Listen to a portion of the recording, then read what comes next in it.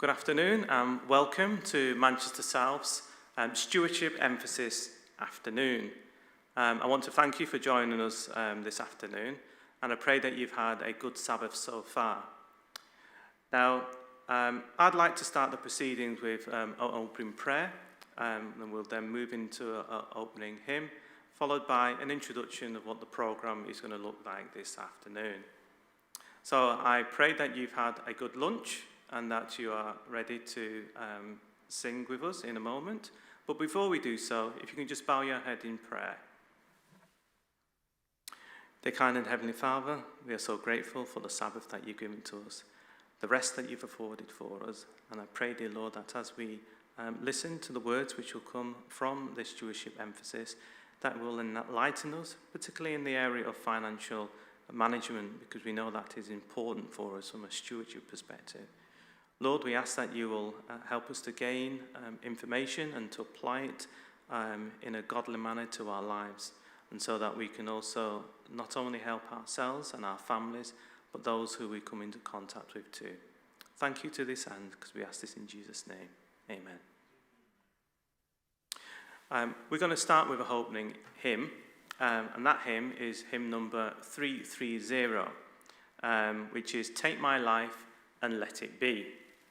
Now, my voice isn't the best, so I've asked two kind young gentlemen to help me with the singing responsibility.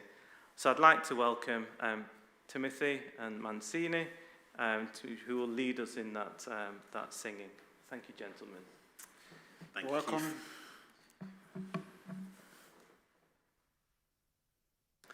Welcome, everyone. We're going to enjoy with a bit of praise with hymn 330, Take My Life and Let It Be. Feel free to join us wherever you are. Even if you're on the bus, you're listening it on your phone, sing away.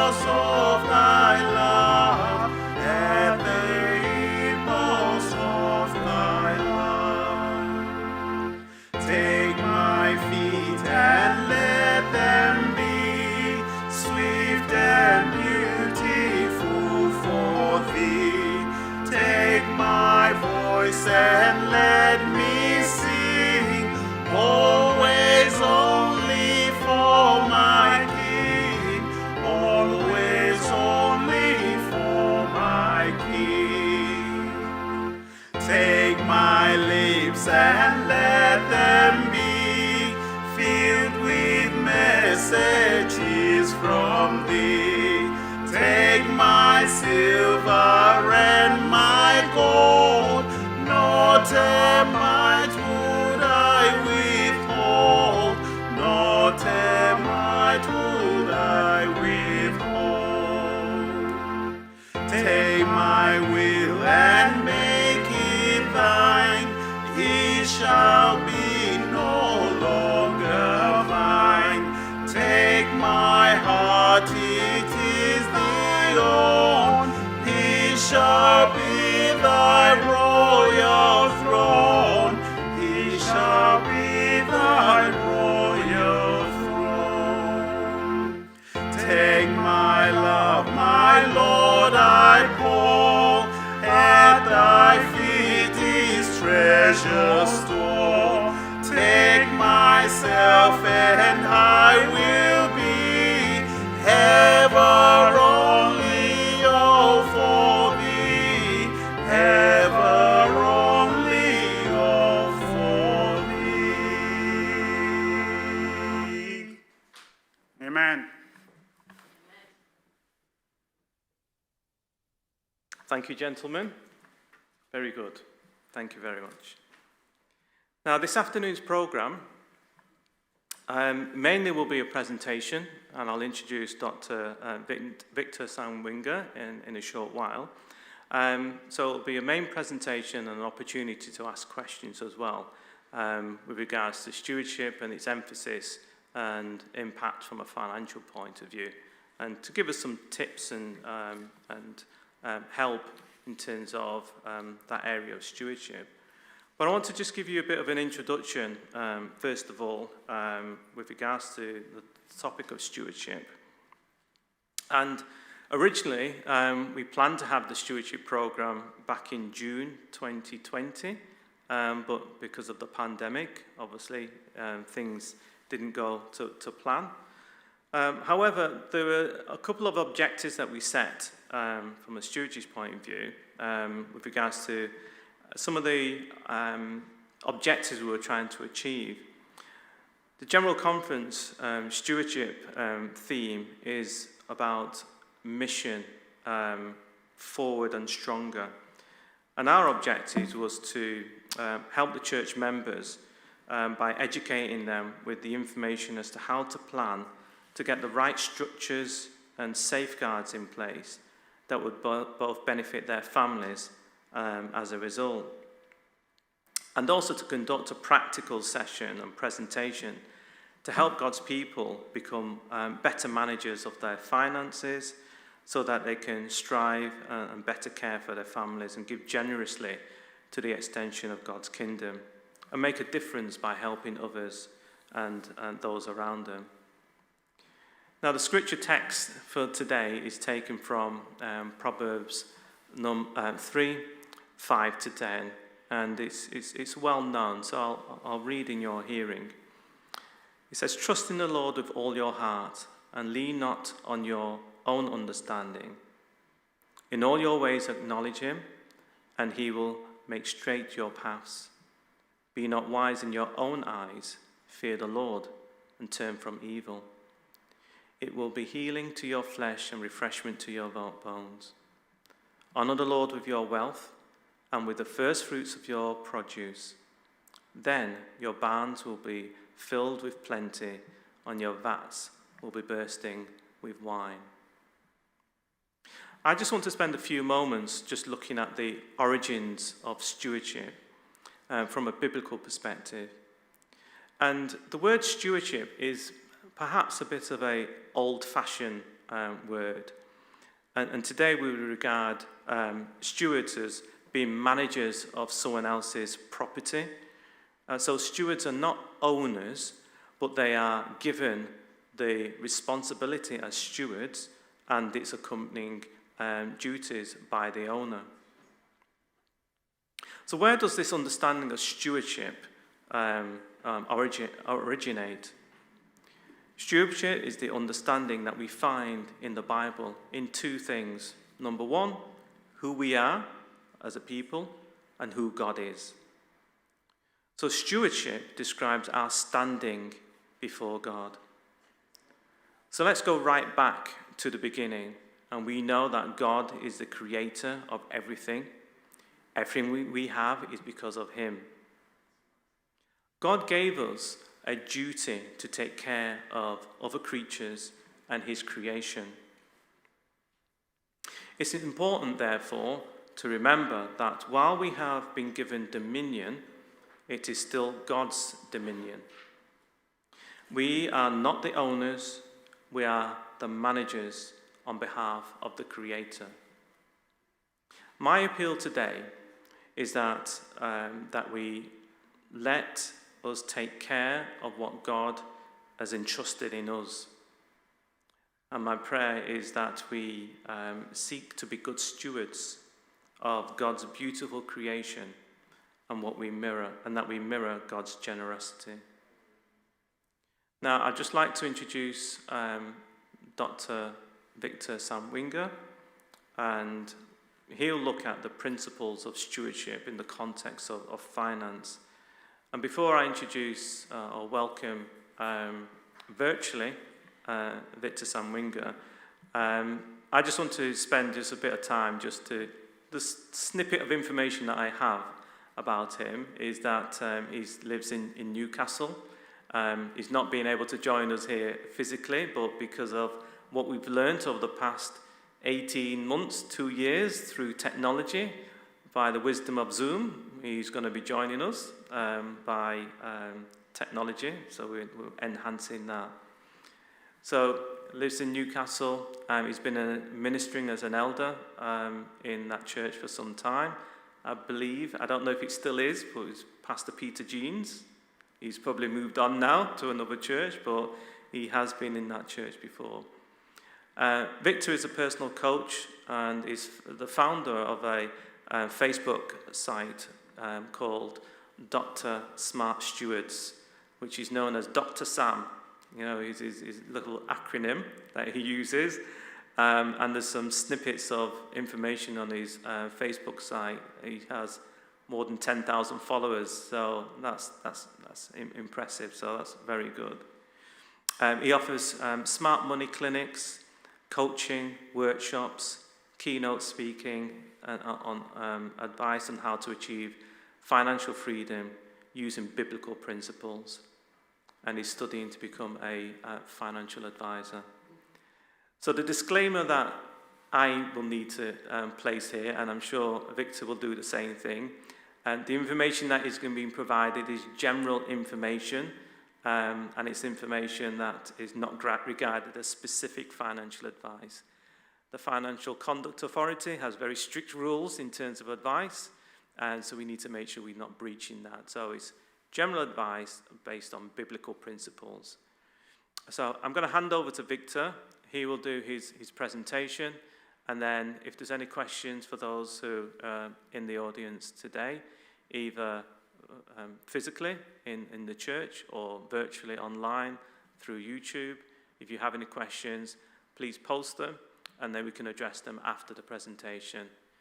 If not, then we have a couple of questions that have been asked previously, and then we'll entertain those and ask Victor to give us some insight into that. So without any further ado, I'm going to pass over to you, Victor, and thank you once again for being able to be with us and spending this time, because I know that you are a very busy man. Thank you. Thank you very much, Keith, for that introduction. And I hope the church can hear me okay, and those who are watching via YouTube can hear me okay.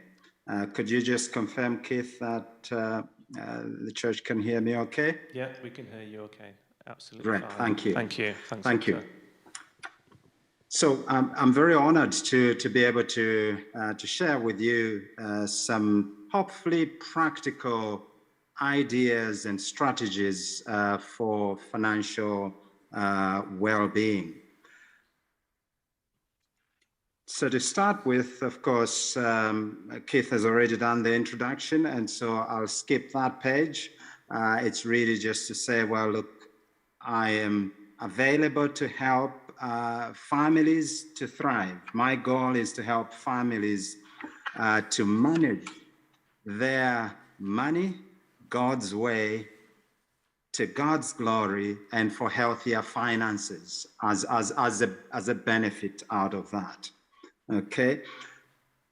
So the disclaimer, I think, just to reiterate again what Keith has said, the content in this presentation is intended for general information purposes only. It is not designed to provide you as listeners with specific personal, financial, legal, professional, or other advice. And that's because I can't even see you. I don't know you. And even if I did, I don't have the authorization from FCA to be able to give specific financial advice. So what we do is for educational purposes to trigger some thinking, some ideas to allow us to go and either educate ourselves further, DIY, YouTube is great for these things these days, or to go on then and seek specific financial advice elsewhere. Okay. So with that disclaimer out of the way, and thank you for the plug-in, Keith, this is how you can contact me if you wish to after today's session. And you can inbox me via facebook.com, Dr. Smart Stewards, or you can email me. Or if you're in the local church, Manchester South, just ask Keith for my phone number. And that's fine. He doesn't need my consent to provide the phone number to members of the local church where I have spoken. Okay. Now, this particular slide is a whole session on its own. And so, I'll just highlight a few things there. Now, we know that money, even though it is not everything, it is nonetheless important. Okay, there are other things that are probably more important than money, definitely. But does that make money less important? No. So we know that financial stress, or rather money is a leading cause of stress, actually, in many countries, including developed countries like the UK, the US, Australia. I've looked at some research by the psychological associations or societies in these three countries. And some of the issues, of course, are listed there, which are based on my research from academic papers, but also from churches that I've spoken to over the last 7 years. And some of the issues, that trigger financial stress, lack of savings, lack of investment, bereavement, that's a big one, especially when there is no life insurance. It's a disaster. I'll come back to that later on. Debt is a big one. Unemployment, of course, could trigger financial stress. Being on low income, not having, having more month left at the end of the money is a big deal. Financial illiteracy, black tax, I won't go into that, but many of us, especially from Black and ethnic minorities, we support a whole village, especially those of us in diaspora, having to send money back home to support relatives, education, and no NHS in Zambia, for instance. But there are other aspects, such as having no rainy day fund, no emergency fund, imprudent spending and lack of discipline, and being made redundant, et cetera, et cetera. So there's several different aspects, and it wasn't my goal to go through each one of these and to cover each one of them, because these are the problems. I want us to focus on the solution, because most of the times we know what the issues are. I would like us to focus more on the solutions, things that if we do even half of what I'm going to share today, we will be better positioned financially, okay? So I don't know about you, which of these things you think is a top trigger of financial stress. One which probably, if you sort it out, might begin to solve others or might begin to mitigate other factors that might unfold. I'd like to suggest that from my experience, 7 years of coaching and speaking in local churches and speaking in marriage retreats for the North England Conference, I find that lack of financial education and financial wisdom, and those two are slightly different, is probably by far the area we need to spend more time on. Because if we put that in order, then other things will start to fall into place. And so I would like to spend the next half an hour or so, focusing on 10 top tips for financial well-being. Now these, I typically spend at least an hour and a half normally when we meet face to face. So I'm going to try my best to condense that, and hopefully any issues that arise you can ask at the end of the session. So let's start with number one. Number one is what I call spiritual capital, or the God factor. Okay, trust in God. Where would we be without God? This is the foundation of everything, the foundation of stewardship, all areas of stewardship, but also financial stewardship. This is the foundation. Now, you will notice on the previous slide, I didn't have that as probably saying, if you sorted this out, it will sort everything out. I have my own reasons for that. Because over the years, I've been an Adventist for many decades, and we have talked about tithes and offerings and giving, but that hasn't helped families that much. And I know the missing link is we need to empower families, yes, with the foundational principles of stewardship, and in this case, in particular, financial stewardship, but we also need to teach them practical elements of how to manage their money.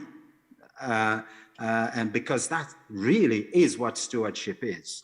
Okay, so the God factor. Well, the Bible in Matthew 6:33 says, very common verse, but seek first the kingdom of God and his righteousness, and all these things shall be added unto you.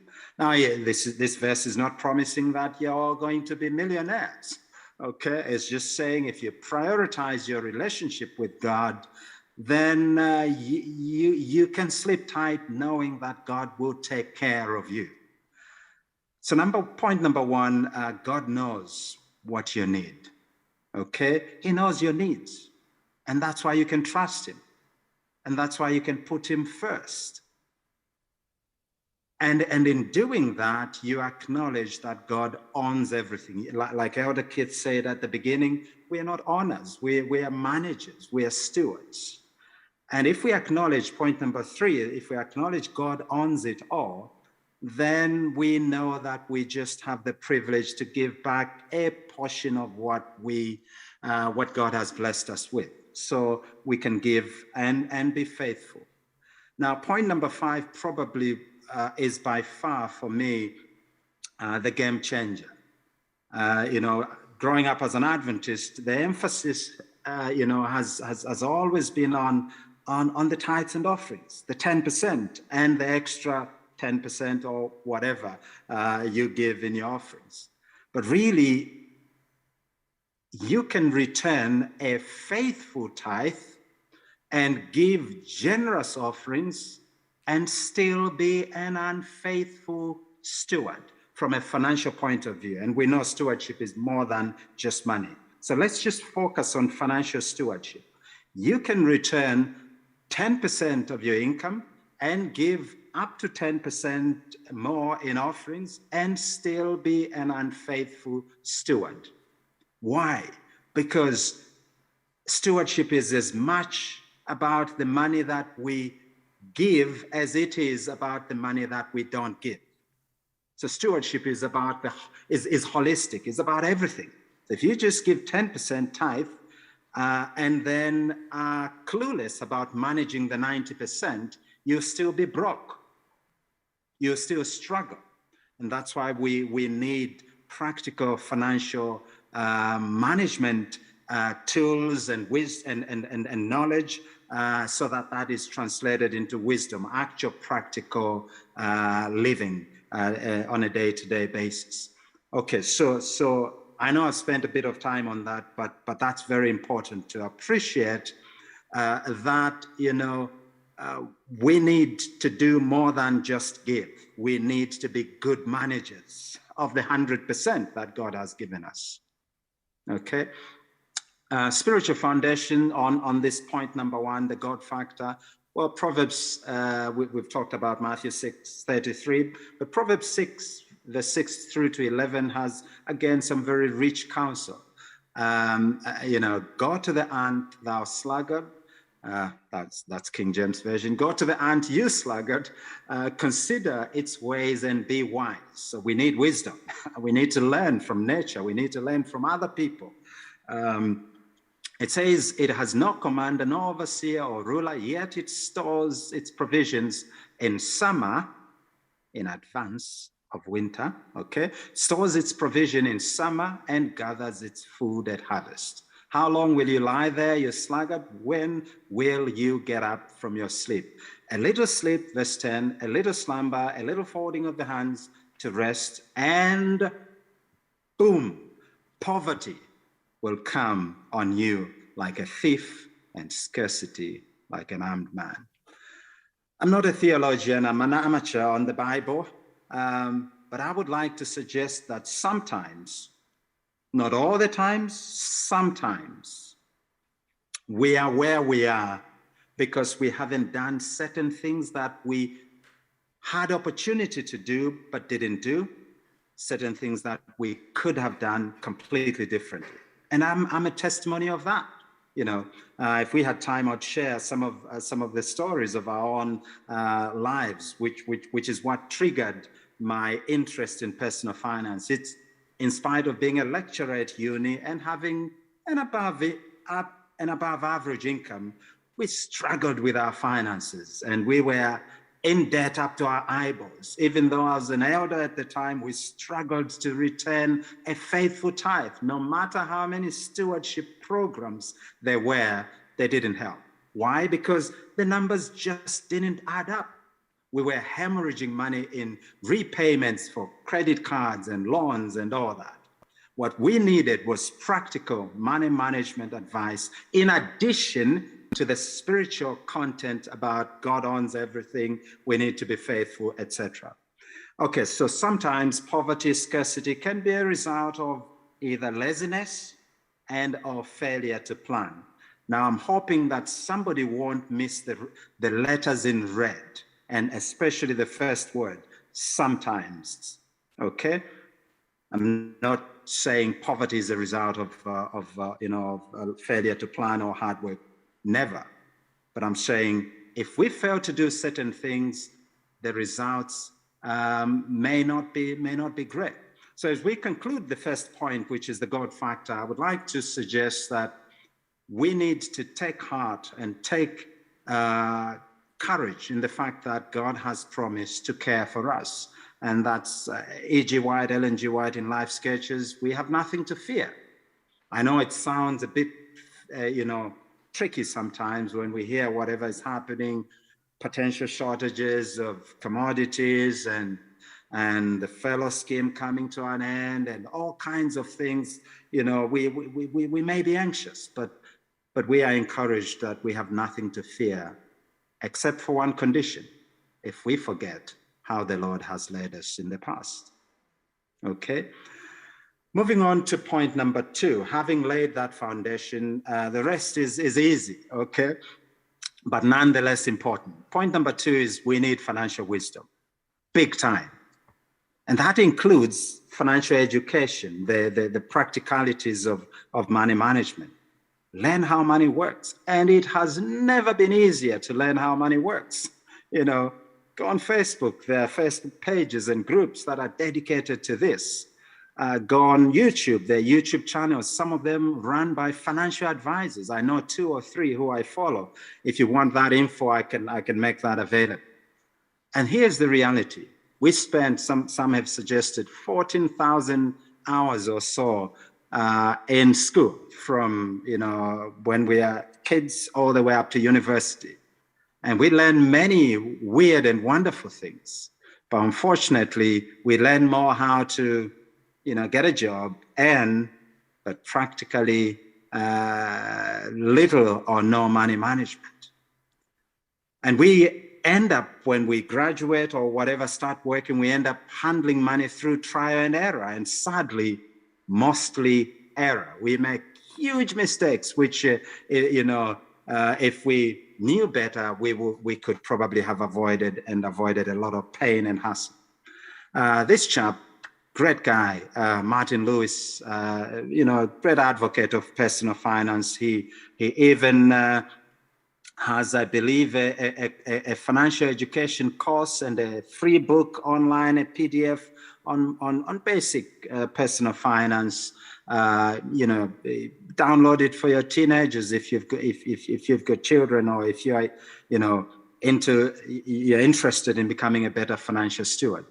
And he says something which is very important. I won't read everything on that screen, but he says companies basically pour in billions of pounds every year, training their staff, teaching their employees on how to sell us products and services and all. And yet we consumers don't get any training at all. And no wonder we are struggling. No wonder we are struggling. And he says it's crucial. With so much financial turmoil across society, it's crucial everyone is properly financially educated. And so I've got there a sample of books and YouTube resources, or there's just one YouTube resource that I personally found useful, and many others, that you can look at. That was the first, aside from the Bible, that was the first book I read on personal finance. It's American. Once you go past the Americanism or American elements, you could learn a lot. As it says, it's the total money makeover. If you are in debt, if you have no plan, no financial plan in place, you don't know whether you're coming or going, I cannot highly recommend that. I'm not on commission, so just to say that. He doesn't even know I've read his book, and I love it. So good starting point. This one was written by our own Seventh-day Adventist attorney, financial planner, pastor, Edward G. Reed. There are a few YouTube videos, I think. It's a long time I looked him up. Great book as well. And you can go on Audioverse, and you will find a chap, very good guy, called Alistair Hong. Alistair Hong, the name is there just faintly. Alistair Hong is, I think, Huong. And there's a whole list of audio recordings, plus PDFs, I believe, that you can download on different topics. So you have no excuse. And there are other books there that I've recommended. And the point at the bottom there is you cannot win a game whose rules you don't understand. I have no clue how cricket is played. And I can tell you, I would never be able to win that game because I wouldn't know whether I'm scoring or not. So pray for wisdom above all else. I say some of us sometimes maybe need to stop praying for more money, especially when we've got jobs and income coming in. Maybe what we desperately need is to pray for more wisdom. Financial wisdom on how to manage our money, in inverted commas, because we know it is God's, how to manage our money God's way. And James 1:5 tells us, if you like wisdom, well, there's plenty available. You can ask God, who gives generously, and it will be given to you. So that's points number 1 and 2. Number 1, is the God factor, and number 2, we need to learn how this stuff works. And it has never been easier to do that. Point number 3 is the management side of things. This is now the real stewardship. And I call it, for lack of a better term here, cash flow management. One of the books on the other slide that I showed, The Millionaire Next Door, great book. It's American, yes, but it's really, really useful. If you're a parent, gift it to your child, order it on Amazon, give it to your child. They may not read it immediately. They might come back to it when they're struggling in debt years later. Or give them an incentive. Say, well, if you read this book and write a summary on it, that's 10 quid or 20 quid or whatever it is. Give them an incentive to read it. Especially if they're teenagers. They will start off from a great footing, okay? And it says wealth is more often, obviously it's not a religious book, so it says wealth is more often the result of a lifestyle of hard work and perseverance. Now, many of us as Adventists and as Christians, we are very, we can't be faulted on hard work and perseverance. We do those very well. I know people who work, 60 hours a week, in shifts, whether it's in support work or nursing or extra shifts here and there. That's hard work. But unfortunately, financial planning, 0. I met a coaching client a couple of weeks ago, maybe 2 weeks ago, meeting them again this coming week. And they told me, Victor, I wish I had met you in 2001 or something when they graduated from Leeds with a social work degree. So I said, what happened? He says, well, look, I used to work so hard and earn about £1,500 a week, not a month, a week. But I blew it all. I blew it all. No plan and no self-discipline. And they're Adventists, okay? They're Adventists.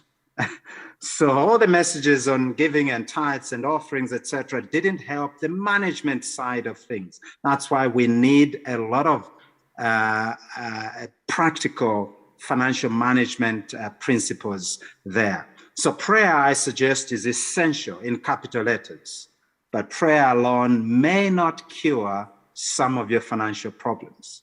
Unless you're praying for wisdom, then God will give you wisdom, will lead you to people that might help you with some practical advice. And so there I suggest some problems around our finances may require financial advice.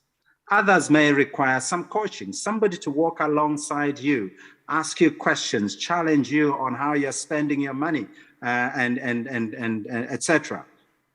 Others may require financial therapy.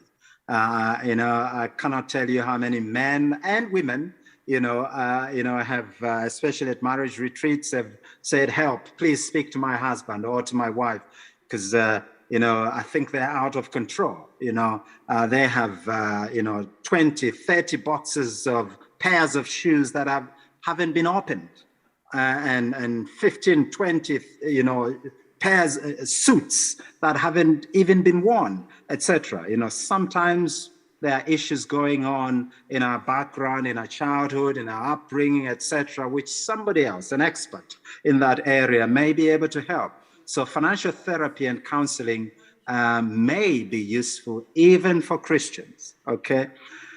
So I would like to suggest, if you just shoot for more money, if there is no plan, if there is no proper management, it won't help. You just have bigger repayments, and that's it. So again, spiritual foundations, Luke 14:28, Jesus himself saying, which of you, wanting to build a tower, does not first sit down and count the cost or calculate the cost to see if he has enough to complete it?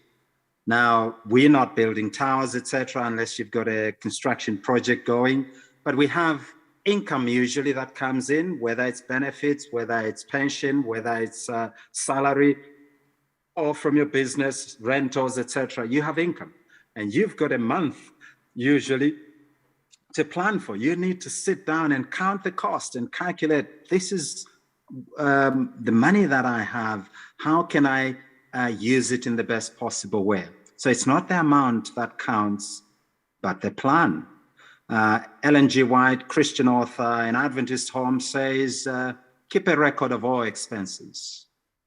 And she says, only accountants should learn how to keep accounts. Is that what it says? No.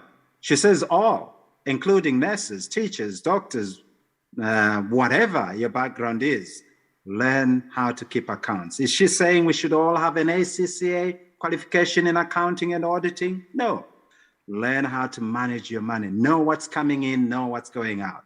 And she says some neglect this work as non-essential, but this is wrong. All expenses should be accurately stated. So this is what I teach. Usually I do a 30 to 45 minute session on budgeting alone and look at examples on there, but we don't have the luxury of time to do that.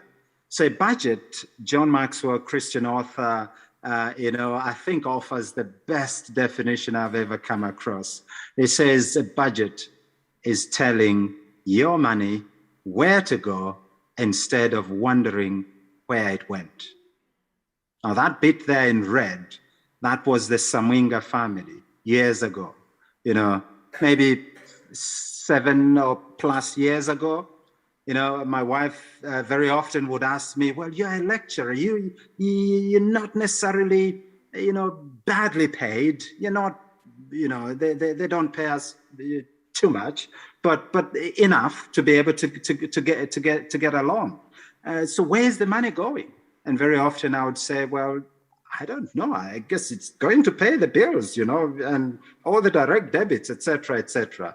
We had no written plan.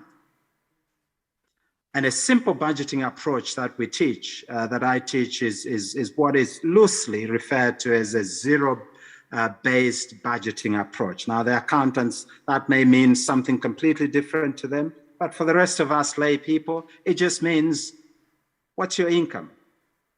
And how are you going to allocate that income? Expenses, okay? Now, by expenses, we include everything.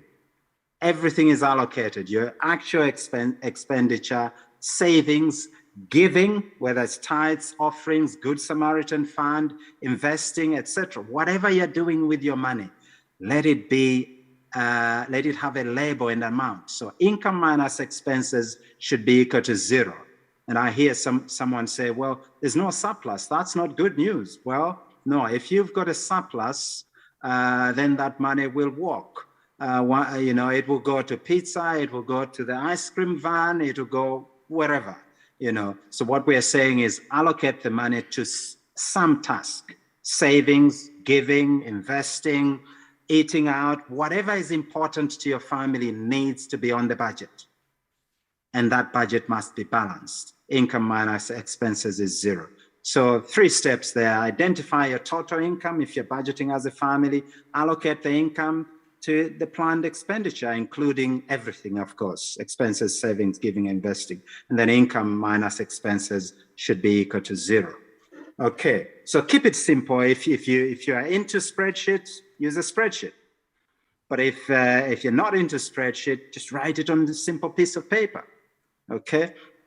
And we do offer a budgeting template similar to that spreadsheet, which just has several different sections. I've just summarized that, such as giving, home, living expenses, etc., etc. There are other categories there. And so as an example, under giving, tithes, offerings, the Good Samaritan Fund, if you have parents or in-laws relying on you, etc., etc. You know, and you can see amounts of the planned expenditure, and then of course try and track that to see what did we actually spend. Because if you're spending more on a particular item, then you might need to revisit the budget the following month. Okay. If you're struggling to balance your budget, then obviously there are 2 things you can do. There are 2 sides of that equation, the income side and the expenditure side. You can work on the expenditure side. There are 3 strategies there, which we don't have time to go through, but effectively cut costs. Instead of, you can down brand. Instead of Heinz bins, buy the Asda or Aldi on brand, you know, cut back. If you were eating out several times a month, well, cut back to once a month or twice or whatever. You know, cut out. There are certain things you might be doing which you can do without. You know, if you're struggling, you know, you have to be ruthless. Look at your budget, where your money is going, line by line, and use those 3 tools to help you. Number 4, we're not yet halfway. Insurance. Insurance is a big one. I think I alluded to that earlier. Famous story in the Bible, 2 Kings chapter 4, where we find a widow coming to the prophet Elisha and saying, well, look, you know, your servant, my husband, is dead, and you know he loved the Lord, but unfortunately, in other words, he left us in a mess. I'm exaggerating and using preacher's license. He left us in a mess. We are in debt and we are broke. And the creditors are on their way, we have heard, and they are coming not to take the television or the bed or whatever, but to take my 2 sons to be his slaves, as it were. So why was the man of God why did he leave his family in this situation? Don't know, and I won't go into that. All I want to say is that even good Christians can find themselves in a financial mess, either due to factors completely outside their control, or it could be factors related to poor financial planning, or whatever. But the point is, let us learn some good practice principles that can help us. So this one is really just to emphasize that very often when we're young families, young couples, pay attention. You are in a high risk zone where you have young children, probably high debt, maybe a mortgage. If one of you didn't return home tomorrow, you're in trouble because their income is gone as well. Now, those who are older and maybe their children are grown, they have no debt, they're no mortgage, probably they're okay in general. They just need a bit of money for their funeral.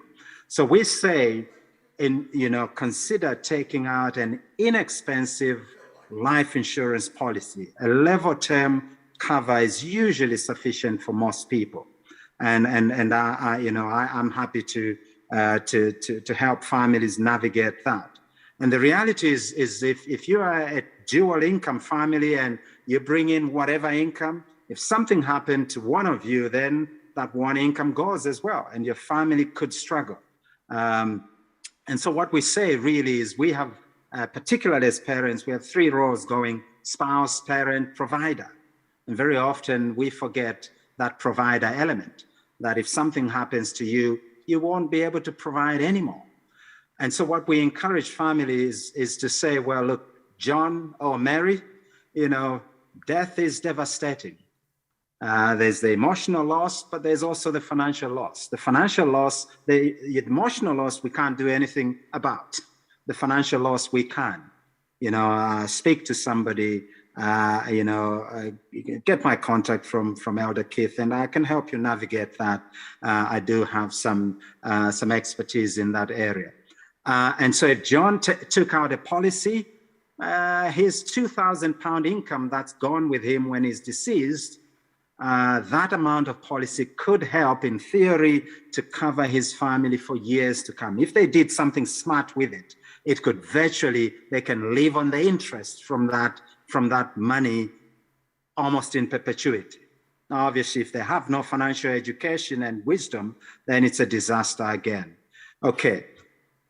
So just this one is, how much does insurance cost? Well, it depends on so many factors, and mainly your age, your health, the cover amount you decide to take, and the term that you decide to take. And be aware, young people, listen up. You may think, well, I have no children, I don't need life insurance. Maybe. But the reality is, the older we get, the sicker we become. And when you look at these numbers, I'm not wanting you to look at everything, but just look at the 25-year-old there who decided to take a £500,000 policy all the way up to the age of 70. If they're fit and healthy, a 45-year policy, they could be paying about £14.92 per month. That's just £172 a year. Many people pay more on their mobile phones than that.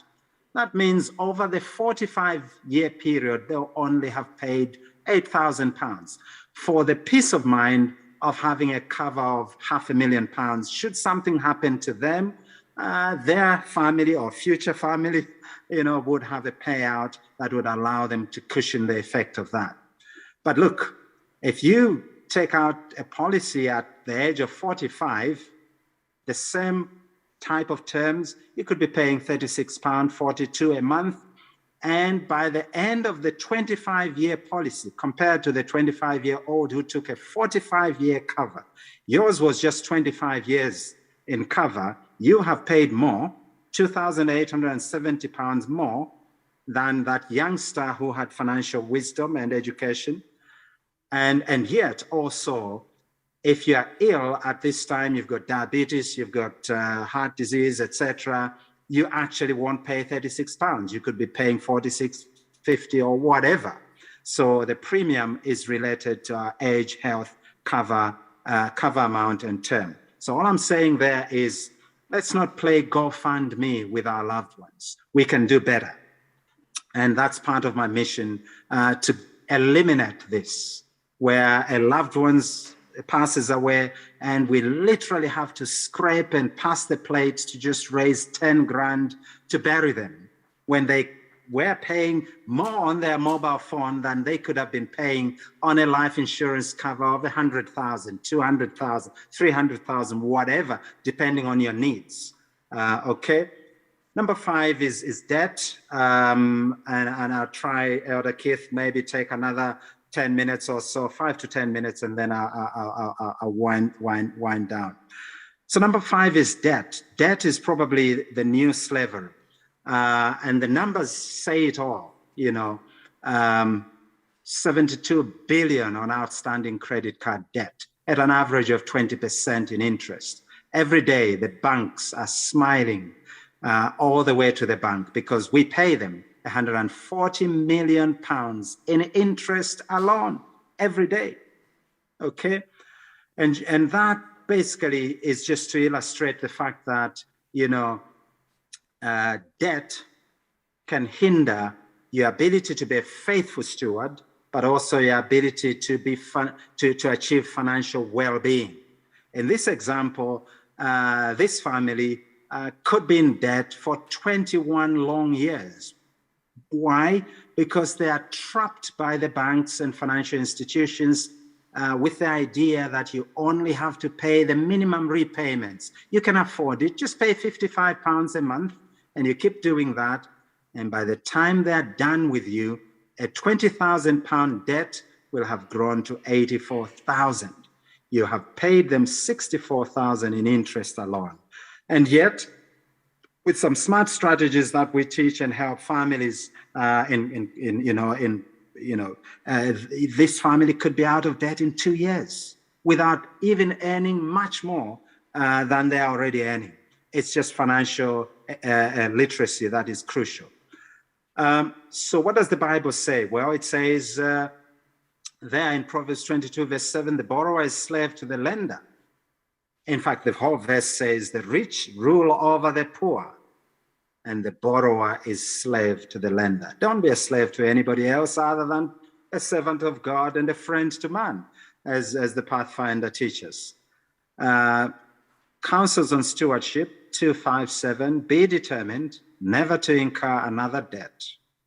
Deny yourself 1,000 things rather than run in debt. This has been the curse of your life, getting into debt. Avoid it as you would COVID-19. Smallpox was incurable at the time. So perhaps in today she would have said HIV, AIDS, or cancer, or COVID-19. So debt can be an obstacle that prevents you from being a faithful financial steward and ultimately from reaching your goals. Number 6, have a rainy day fund. I pointed that out at the beginning on that slide of the problems that we face as families. Murphy's Laws, some of you have heard of Murphy.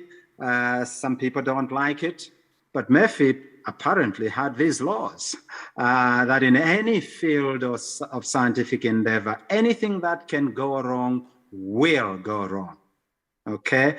And that left to themselves, things tend to go from bad to worse. What is the message? Be prepared. Like it or not, things will go wrong from time to time, this side of heaven. And it will always be unexpected. The car will break down, the boiler will break down, somebody will get ill, somebody will die. It's just the way it is. And Proverbs 27:12 says, a prudent man foreseeth the evil and hideth himself, but the simple pass on and are punished. Now be careful with that term simple. Whenever it is used in the Proverbs, usually it's not a compliment. It means naive or maybe even foolish. So we are encouraged to be prudent, to foresee, to anticipate, to plan. Ellen G. White in the Adventist Home says, you might today have had a capital of means to use in case of emergency, and to aid in the cause of God if you had economized as you should. And she says every week a portion of your wages should be reserved and in no wise touched. So she's saying basically save a little bit of money every week if you're paid weekly, or every month if you're paid monthly. Put that away and keep it as an emergency fund. If something happens, you don't have to borrow, go further into debt, credit card, or call mom and dad, or appeal to the church. Whatever, do something about it while, you still have some income. The best time to fix the roof is before it starts raining. The best time to prepare for emergencies is before you have one. Wow, my kids would say, wow, Dad, that's insightful, isn't it? It's sarcastic, basically. But effectively, that's the reality. Plan in advance. Number 7, we don't do very well in this area, and I'm sure there will be questions on this one. Buy assets and start early. The reality is that whatever amount of money you earn over your lifetime, it will amount to something. Now, obviously, you spend a lot of that on taxes, on national insurance, on rent, on food, on whatever. But the point we are making is you are a steward. You are a manager. How well will you steward or manage what God has given you? For you to turn around, I wasn't able to return tithe or to give offerings or to help those who were in need because I didn't have enough. And God looks at your records. Well, you earned $2 million over your lifetime. You said you didn't have enough. And there's a chap in another country who probably earned less than 100,000 over their lifetime. And they did much more in terms of impact. So all we are saying is that for most of us, it's not your salary that actually makes you wealthy or financially thriving. It is your spending habits. Therefore, it's not what you earn, but what you keep and what you do with that counts. Okay. This is Robert Kiyosaki, not a Christian author, but nonetheless, useful book or useful chap to read some of what he shares. He says, rule number 1, you must know the difference between assets and liabilities and make sure you buy assets.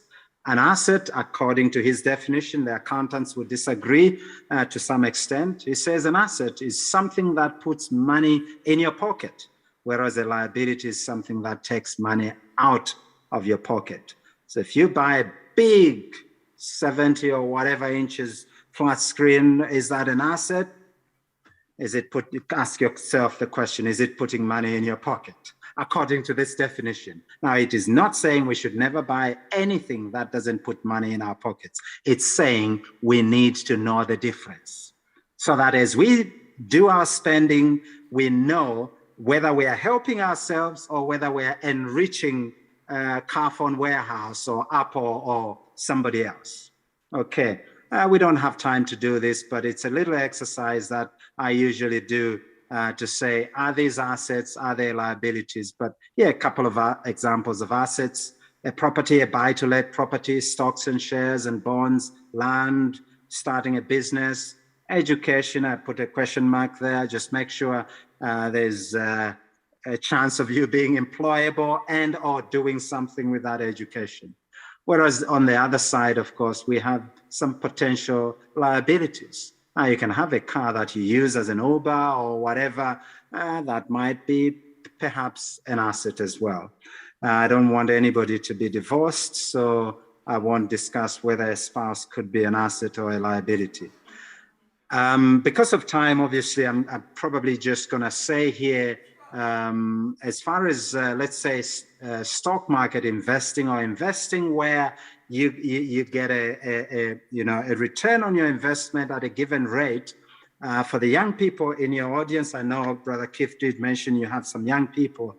The point I want you to get from that slide is not the numbers, is the fact that if you don't start now, you will regret when you reach my age, because if somebody religiously invested £100 and it says savings there.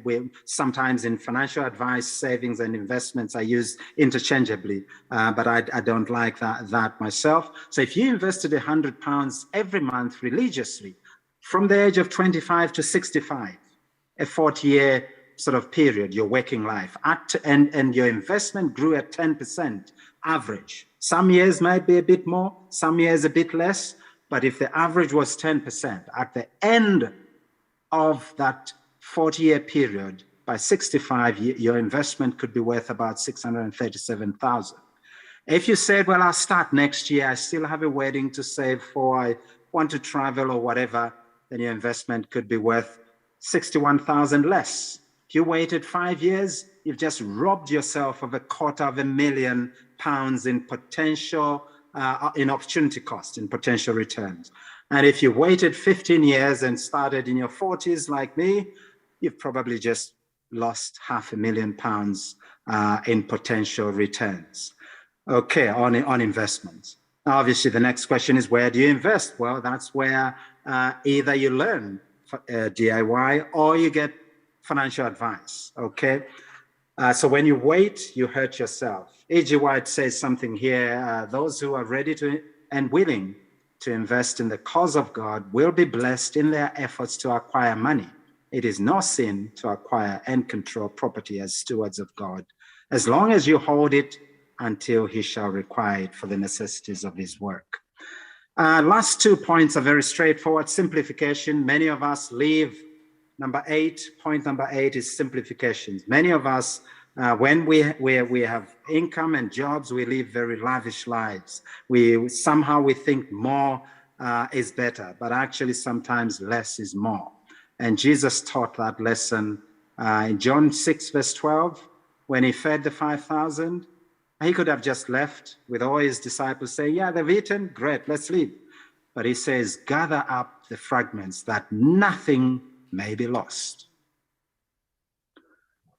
And that's surprising because he just performed a miracle by just praying, and the 5 loaves and 3 fishes, or is it the other way around, turned into massive quantity of food that fed all these thousands of people. He could do the same, he could do it again next time.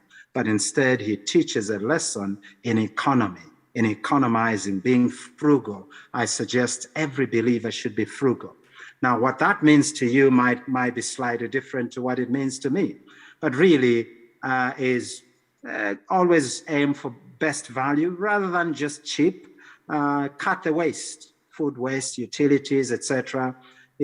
Change your suppliers of electricity, insurance, mobile phones, etc., etc. And don't be, there to impress people. You have a life. Quick quote there, Ellen G. White challenging a couple. He says, brother and sister B have not learned the lesson of economy.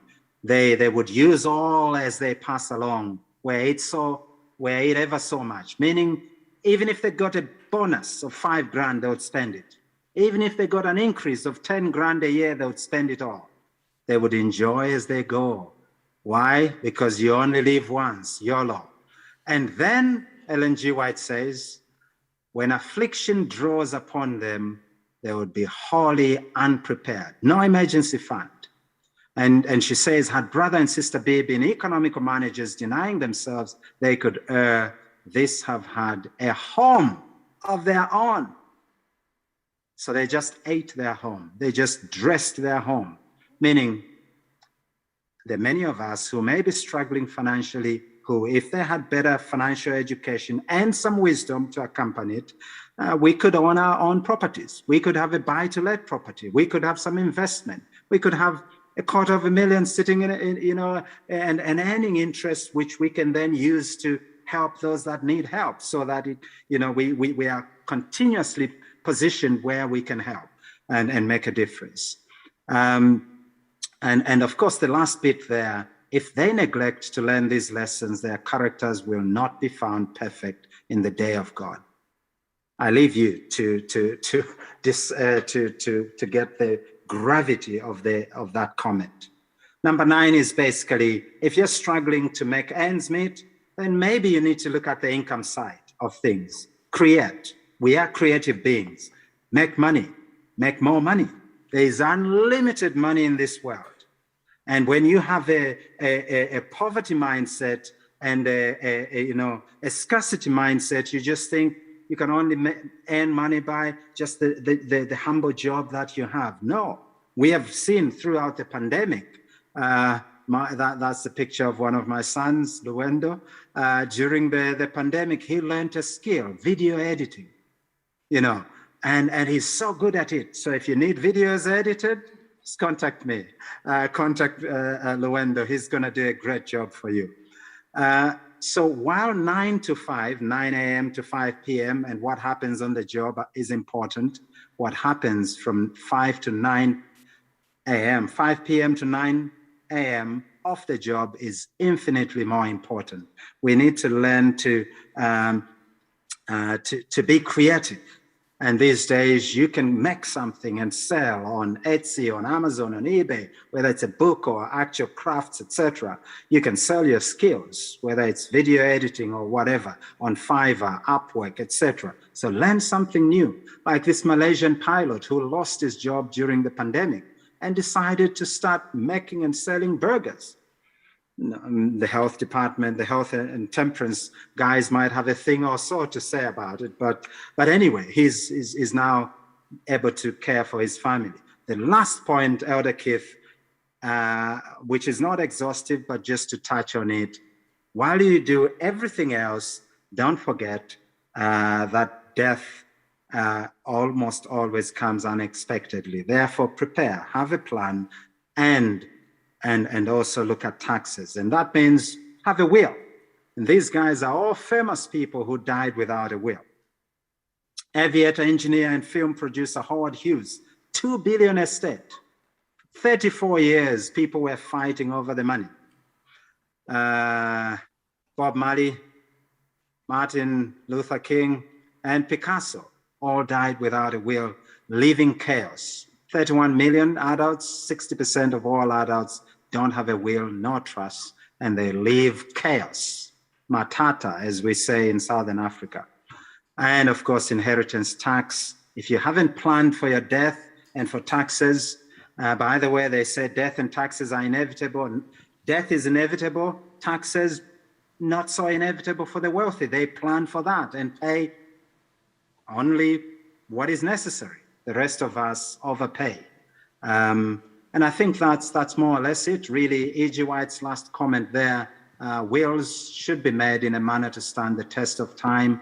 Death will not come one day sooner, brethren, just because you've made a will.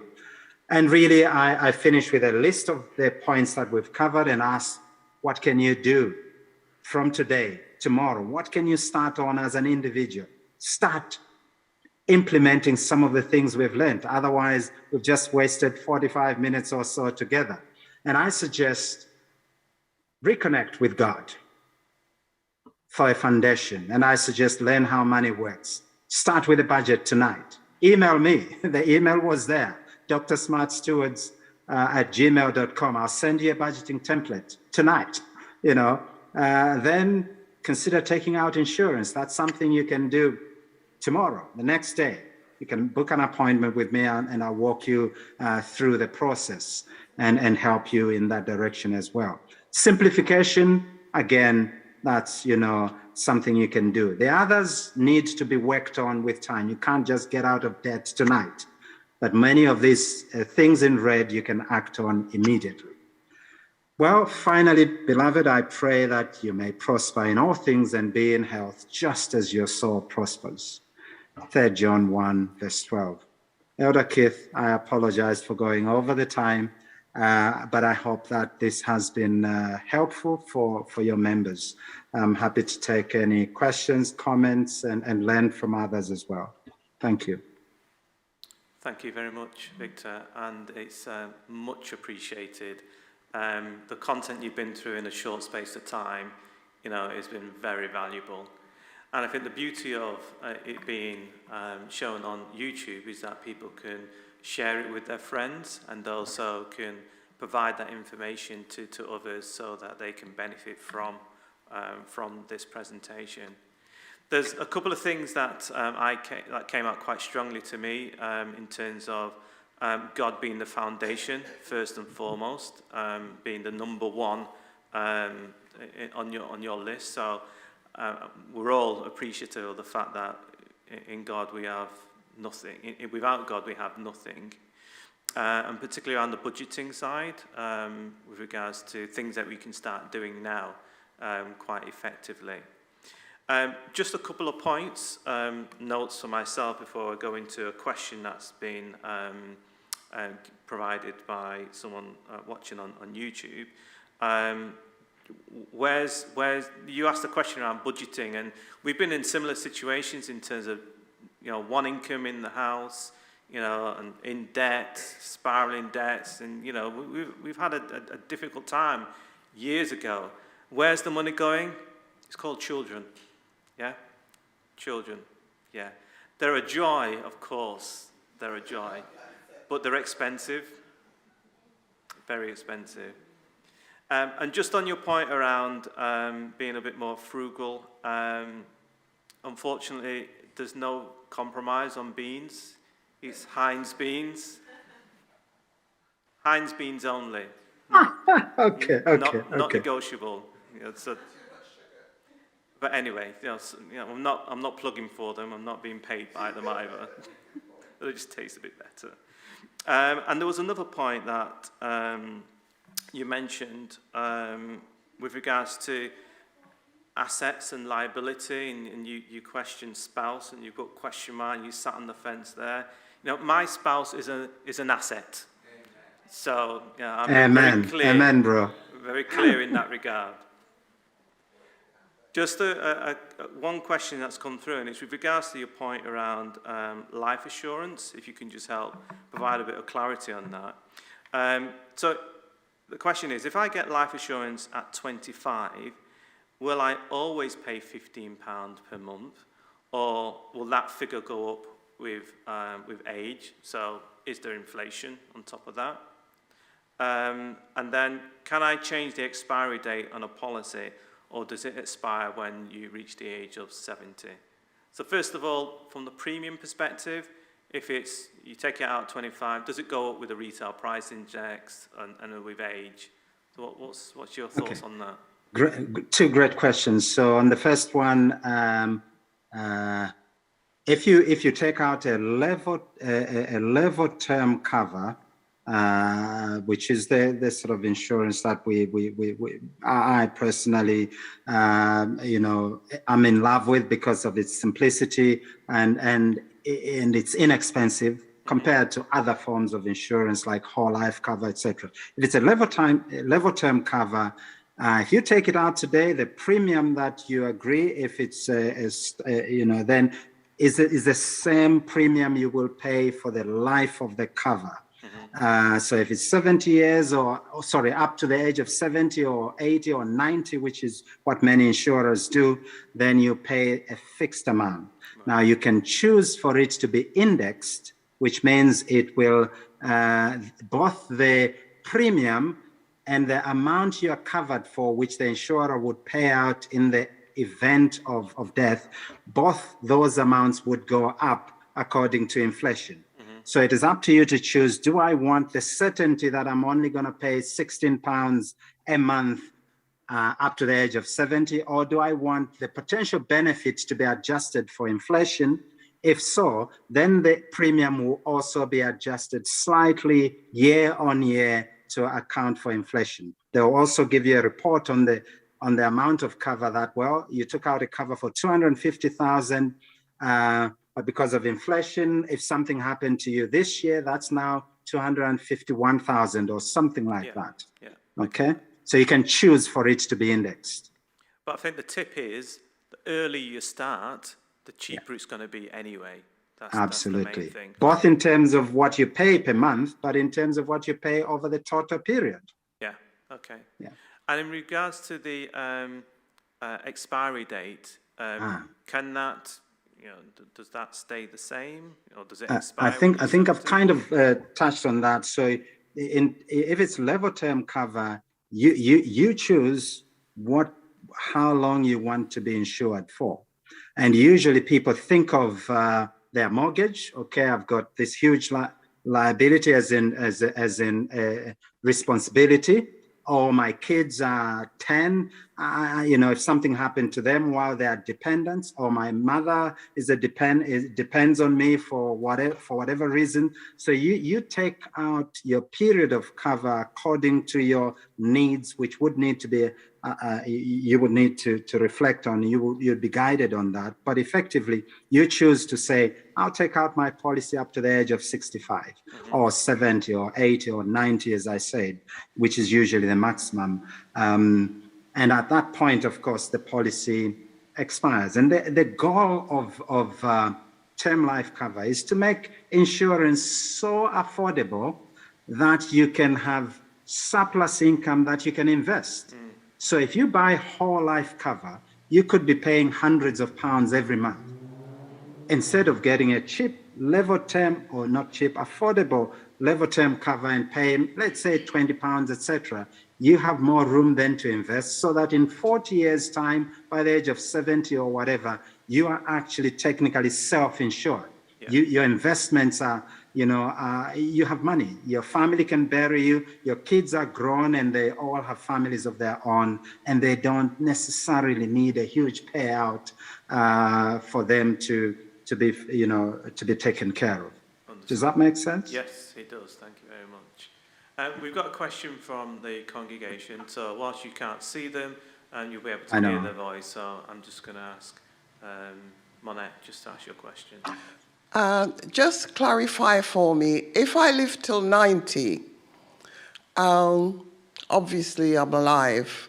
If I'm dead prematurely, then my family gains because they have got the paid up money. But should I live then? What I've paid in, is that not dead money? Good question. That's an excellent question. Dead money. I like the phrase dead money. If you go back, just for, I like to give people context because that's very important. So, Elder Keith, if you don't mind, if I can just reshare that one slide, just to illustrate what we mean by dead money in context. So, effectively, insurance is there. Is a contract between you and the insurer saying, well, look, you pay us a premium £14.99, or say £14.92 a month. In return, should something happen to you between the age, in this case, of 25 and 70, in this case, we'll pay out £500,000. So you over the life of that policy, let's say up to the age of 70, this chap, this youngster will only, and I say only, have paid £14.92 a month, which works out to £179 a year, which works out to £8,000 over 45 years. So really, in perspective, I know people who spend £14.92 a month on all kinds of nonsense, and yet don't have life insurance. Okay, so you will spend the money anyway. You might as well, as part of prudent, I think we read, Proverbs says, the prudent, sees danger or evil and hides himself, but the simple pass along and they are punished. So it is up to you to, if God has whispered in your ear that you will live up to the age of 90 and beyond, then you probably don't need life insurance per se. You might be ill, in which case you might be off work for several weeks, etc. Maybe you need another different kind of insurance. I don't know. But I know at our local church, a young man aged 50 collapsed on a Sabbath in December last year and was rushed to the hospital and never came back home and left a family just like that. And so it is your call. It is every family's call to make. But I believe paying, let's say as a 25-year-old, paying £14.92 pounds for the peace of mind knowing that if something happens to me, my 4 children and my wife don't have to move from the house they are living. Because I know my insurance policy will do one of 4 things. And it's the acronym DIME, D-I-M-E. If we have any debt, it'll pay that off. It'll allow the family to pay it off, rather. They'll get a lump sum, but they can pay off any debts they have. Income. It'll give them money that they can live on. If they do something smart with it, invest it, they can live on the returns, the interest in perpetuity. M is for mortgage. It will pay off the mortgage instantly. And E is for extras. My funeral, they don't have to fundraise. In fact, I joke with my wife, please don't disgrace my legacy by setting up a GoFundMe. If I die between now and the age when my policy expires, don't. If anybody sets one up, donate the money to the North England Conference, because I have the plan in place. I hope that helps. Yeah. I've got So you could call it dead money, but I call it prudent financial planning, especially if you take out your policy early. Now, these figures are based on £500,000. Now, you don't need a £500,000 policy depending on your needs. You have one child, you have a house, maybe worth 100 grand or less. Well, you need much, much less. And somebody who is skilled in this area can walk you through that. So it might just be £100,000 or £200,000 worth of insurance that you need, in which case you'll be paying much less. Okay, a slightly it's a related question that's come through on YouTube. How would you advise, well, general advice, yes, Yeah, general okay. advice for those who are over 60 that do not have life assurance? So I assume that there's a gap there. I think generally speaking, if you're over 60, most likely if you have if you've had any children, for instance, they're most likely adults. Okay, so you probably don't have dependents per se. And if you don't have dependents, all you need is a little bit of money to afford you a decent funeral. That would be as far as, if I was 60 today and I didn't have insurance and I needed to take out insurance, I'd probably look at just a basic policy that would allow me to get buried decently without troubling my family, as it were. So I can plan for that. And we know that the average funeral in the UK is about £5,000. Okay, average. Now, if you want a statue and a monument, that'll be 10 grand. If you want your body repatriated to Jamaica or Zambia or Kenya, then again, that'll be a lot. That'll be maybe towards the 10,000 mark. So I would hope that by the age of 60, many people should be self-insured, i.e. they do have some savings and or investments that could be, if they're liquid enough, that can be used to pay for things like funeral. Beyond that, I wouldn't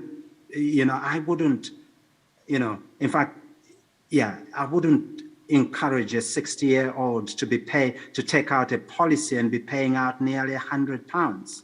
No.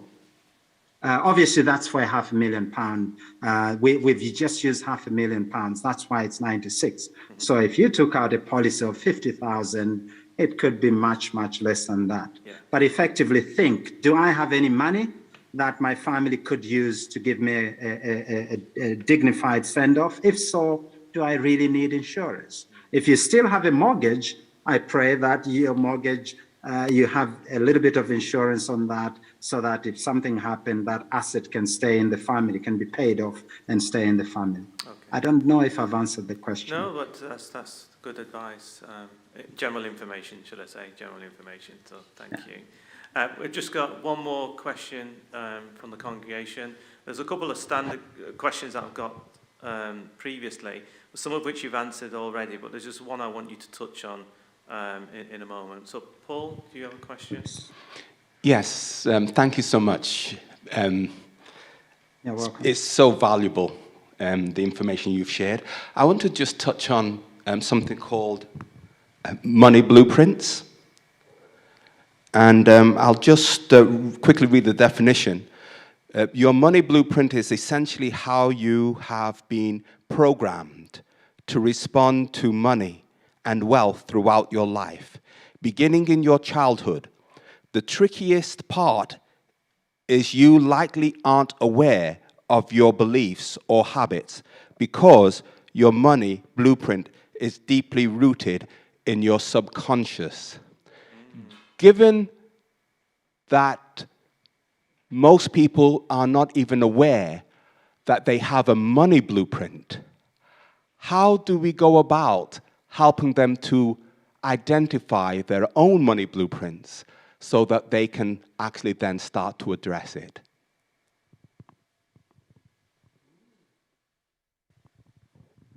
Well, that's a very deep question. Thank you for that question, and I'm sure you really need to work with Brother Keith to,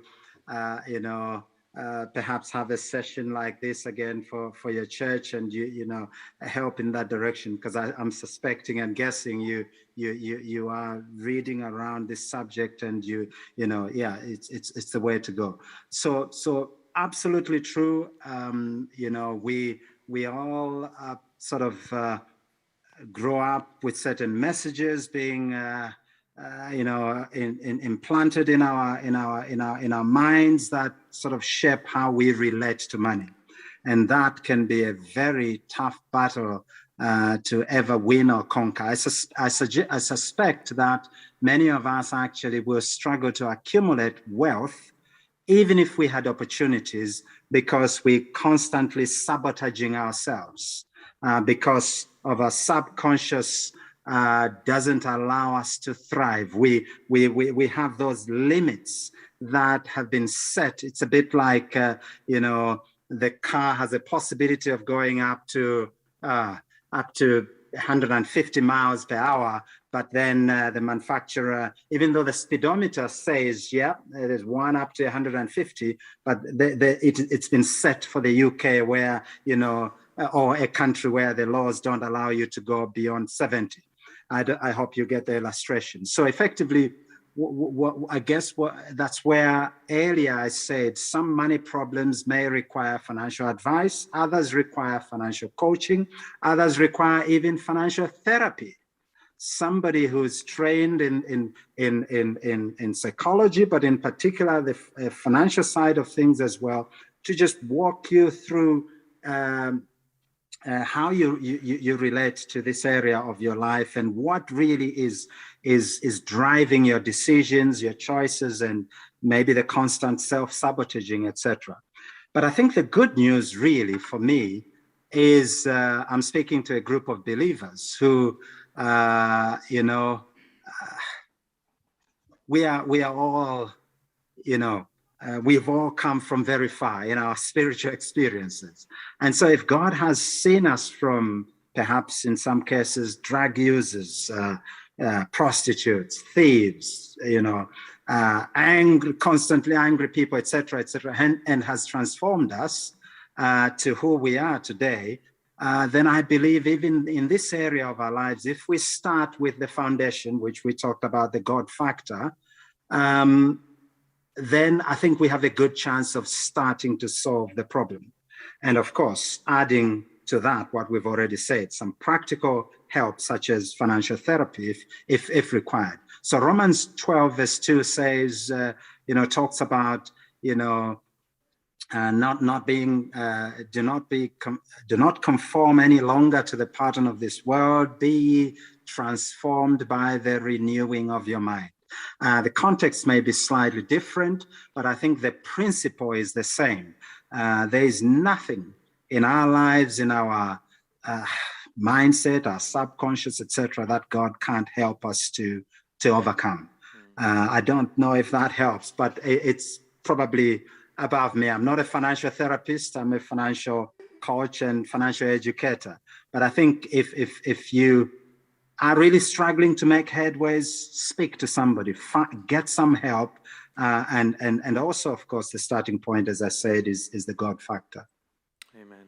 I like the point around the therapy, financial therapy. I think that's a very good way to go forward. Brother Keith, I've got just one little illustration. I've got a friend who once confessed, a man that he would, if he goes to the mall and pass by a shop with shoes, he would walk away with another brand new pair of shoes. He just couldn't understand why he was doing that. It's all right. I've got a daughter who does just that. bought a lot of shoes, until eventually he had to get help. His wife said, well, look, I think we have a problem, Houston. We do. And he's an Adventist. So he got the help. And if he says, he's no longer in that situation. No, good. I won't call my daughter's name out because it's been recorded, but yeah. I'm with you on that one. Just two final questions, one of which is quite popular currently at the moment. It's a question that we had previously. Have you any general advice on financial instruments that do or do not align with biblical teachings?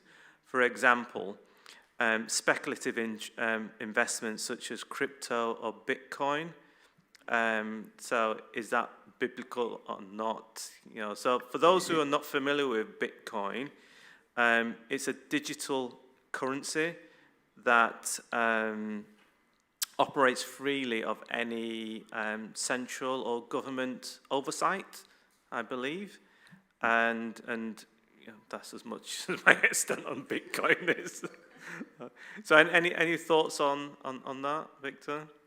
No Thank thoughts. Pass. No, that's a it's a difficult one. I think. It's not one where I'm not an expert in that area, and so I will not say much other than to acknowledge it. Bitcoin exists. It's not the only digital currency. There are many others, and many people have made a lot of money with Bitcoin. But I've also met a lot of people in churches, in Adventist churches, who've told me, don't even mention Bitcoin. We lost a lot of money in Bitcoin, and it has to do with, obviously, it's the volatility. At the minute, I think it's going up. And so I think the principle with any kind of investment, number one, if you don't understand it, stay clear. Probably avoid it. Yes. It is very volatile, too volatile for my taste and comfort. Yeah. If you can invest in it and still sleep at night without worrying, but also bearing in mind the money you're investing is not yours, but God's money, then maybe consider it. Why? Because the truth is, all investment is risky. Yeah. Okay. If you start a business, it is risky. My son reminded me, he's only 15, that, Dad, if you start a business, there's, I think it was something like 90% of all businesses, small, micro, small and medium enterprises fail within the first 5 years or so, according to some statistics. So they were saying, well, okay, so is that gambling? Is that speculative? Well, most of us would say, no, starting a business is a good thing. So all investment is risky, including starting a business, including investing in the stock market, including investing in the housing market. Marriage is risky. Everything is risky. However, a solid foundation of knowledge and where necessary, if the amounts are significant, trustworthy financial advice would help to cut down the risk. Yes. Okay, so as with anything, if you just go blind and based on just very basic information, you could lose a lot of money. Yeah. So I think that's as much as I can say. But I think we should avoid anything that is akin to gambling, as it were. Yes. Now, of course, how do you define that? That's another subject. We can stay here for another 10, 15 minutes and debate about that. Yeah. But Some people have said investing in the stock market is like gambling. And I say to you, the way you invest in the stock market may constitute a form of gambling. If you're trying to trade deep in and out of the market, every day, every other day, whatever, you will lose money. And it may actually be a form of gambling. Yeah. But if you educate yourself, you will realize your pastor's pension is invested in the stock market by the General Conference. Pensions, yeah. Your pension, if you're a nurse, a teacher, whatever, is almost certainly invested in the stock market. Yeah. And because there are ways of investing in the stock market that I'll give you some degree of confidence that your money is likely to grow rather than be lost. Yeah. Why? Because we know over the last 50 years, the stock market has grown by about 10.8% or something, average. So despite all the crashes and everything, we know that it has that track record, unlike Bitcoin, okay? Which I'm not saying don't buy Bitcoin, that's up to you. Talk to the Lord about that. But effectively, there's a track record. We know over the last 50 years, the stock market has grown by slightly over 10%, meaning if you had invested 10 grand 50 years ago, it would be worth probably over £2 million. Now, yeah. Anyway, I'll leave it there. No, that's fine. Yeah, that's fine. We're out of time. I mean, okay. I wonder whether you could just restate your email address again. Okay. Just so people can happy to do that, and effectively it's I'm just going to reproject that, and they can take a screenshot. And for members of your local church, they can ask for my phone number if they need it. Okay. And happy to help in any way, form, or shape, because I've been there. We were 15 grand in debt at some point, credit cards and overdrafts and loans, etc., and we just struggled, and there was no one to talk to about this. And so happy to help. So there is my email address at the bottom, drsmartstewards@gmail.com. Excellent. Thank you very much. Well, I think we will come to the end, and just a vote of thanks to Dr. Victor Sanwinger for spending the time with us this afternoon. I hope that it's been insightful. Certainly, I've learnt a lot already with regards to the information you provided.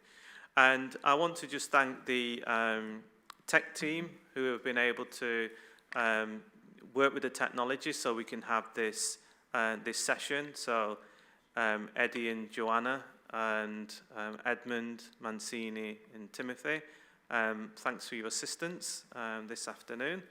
Much appreciated. And those who've been watching online, I did see another question in there around black tax and what that is about, but I think we're out of time, and you did mention it at the beginning of the presentation, although you probably didn't go into the detail, but maybe another time in terms of going into the detail.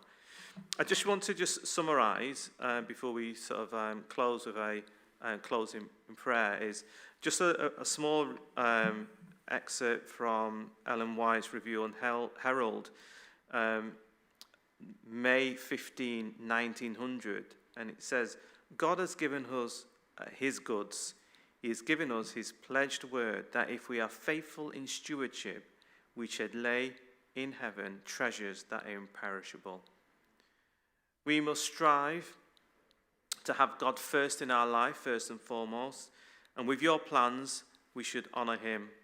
Follow God's will for your life, and in every respect, be a faithful steward to the very end, having God always directing your plans. I invite you, first of all, to put God first and have God always in your life and in charge of your life from today onwards. Now, I'd just like to ask Elder Paul Ellison just to close this session with our closing prayer. And once again, thank you for those who've joined us in the church and also those who've been watching online. Appreciate your time for spending it with us this afternoon. So, Paul, can you close with prayer?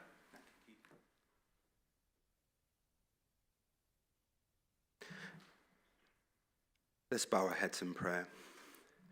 Then, loving Father, we thank you for speaking today through your servant, Dr. Sam Winger, on a most important topic. As stewards, dear Lord, you know that there may be many of us who are viewing or even sitting who may be struggling financially and are in desperate need of your help and the help of your servants who are qualified to support us. Dear Lord, guide us, guide those who are in need to those people who can help. Help them not to feel ashamed, but to recognize that you have set aside people in your church who can help us in our times of need, including the management of our money. Lord, we want to be fitting stewards. We want to be faithful stewards. Where we have failed, help us, dear Lord, to put our trust in you most of all. And where there are any habits that we are exhibiting, that you will enable us to overcome and to have habits that are fit to be worthy stewards. Be with us, dear Lord, and help us to keep close to you as time draws nigh. In your name, amen.